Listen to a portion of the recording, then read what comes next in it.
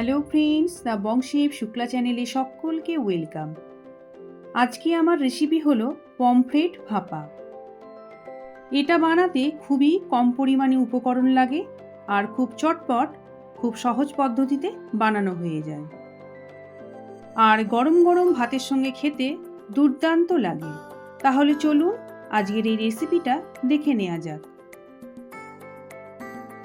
Pomfret ভাপা বানানোর জন্য এখানে আমি 3টে পমফ্রেট মাছকে ভালোভাবে কেটে ধুয়ে পরিষ্কার করে নিয়েছি।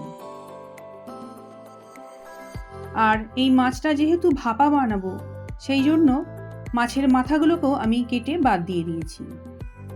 দেখুন, এইভাবে কেটে নিয়েছি। এরপর আমি একটা ছুরির সাহায্যে মাছগুলোকে একটু অল্প অল্প করে চিড়ে দেব।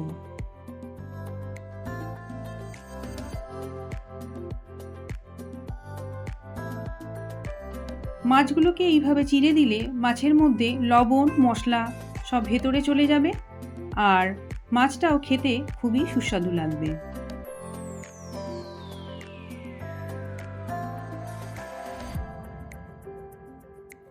এরপর মাছগুলোর ওপর 1 টেবিল স্পুন ভিনিগার দিয়ে দিচ্ছি। আপনারা চাইলে লেবুর রসও দিতে পারেন। এতে করে মাছের যে আষ্টে গন্ধটা থাকে সেইটা আর লাগবে না। এবার ভিনিগারটা দিয়ে খুব ভালোভাবে মাছগুলোকে আমি মেখে নিচ্ছি। মেখে নিয়ে 15 মিনিট আমি রেখে দেব।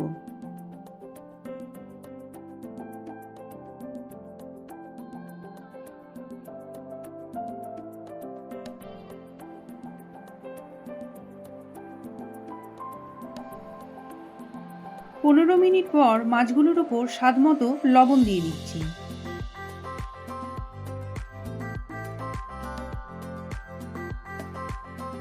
আর হাফ টিস্পুন হলুদ গুঁড়ো দিচ্ছি। এরপর সব কিছুকে খুব ভালোভাবে মাখিয়ে দিচ্ছি। এইভাবে ঘষে ঘষে মাখিয়ে দিতে হবে।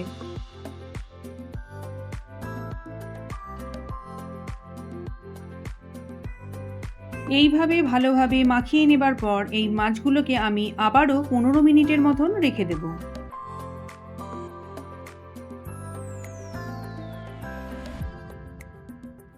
পনেরো মিনিট পর আমি এবার ভাপার মশলাটা রেডি করব। তো তার জন্য একটা স্টিলের টিফিন বক্স নিয়েছি। এর মধ্যে দিয়ে দিচ্ছি 1 টেবিল স্পুন টক দই, 1 টেবিল স্পুন পোস্ত বাটা, 1 টেবিল স্পুন সর্ষে বাটা, 1 টেবিল স্পুন নারকেল বাটা, স্বাদ মতো লবণ দিচ্ছি আর কয়েক দানা চিনি দিয়ে দিচ্ছি।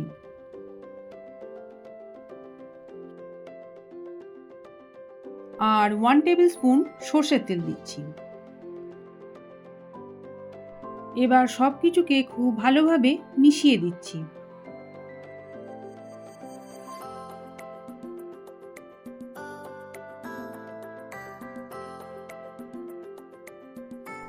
এবার এক এক করে মাছগুলোকে আমি সব এই মশলার সঙ্গে মাখিয়ে নেব। ঠিক এইভাবে উল্টে পাল্টে ভালোভাবে ঘষে ঘষে মাখিয়ে দিচ্ছি।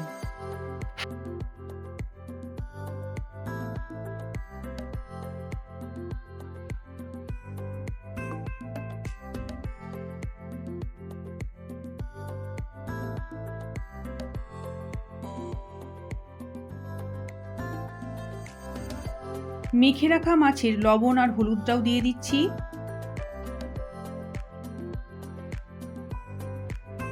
সব কিছুকে খুব ভালোভাবে আরও একবার মাখিয়ে নিচ্ছি। সামান্য একটু জল দিয়ে দিচ্ছি।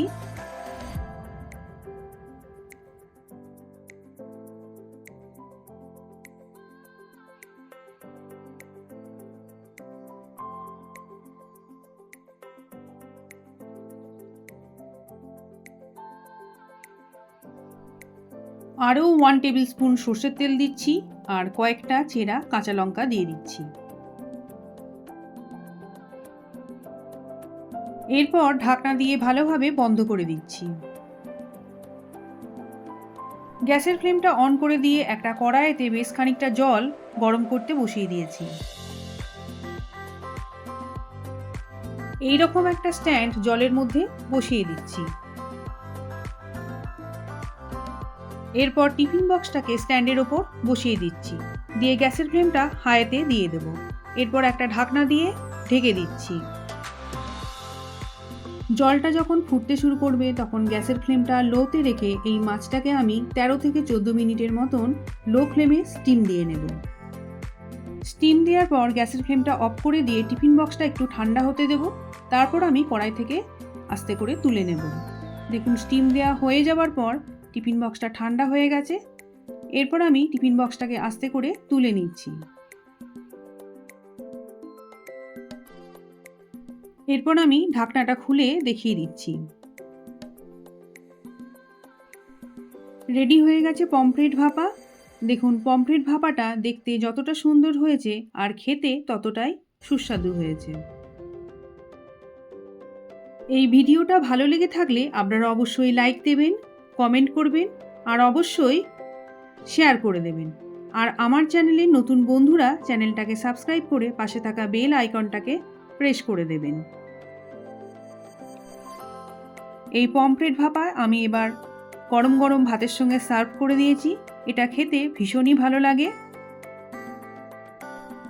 আপনারাও একবার এরকম বাড়িতে পমফ্রেট ভাপা বানিয়ে ফেলুন আর খেয়ে বলবেন আমার কমেন্ট বক্সে যে কীরকম আপনাদের লেগেছে।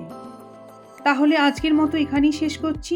আবার আসবো অন্য কোনো রেসিপি নিয়ে। আপনারা সবাই ভালো থাকবেন, সুস্থ থাকবেন।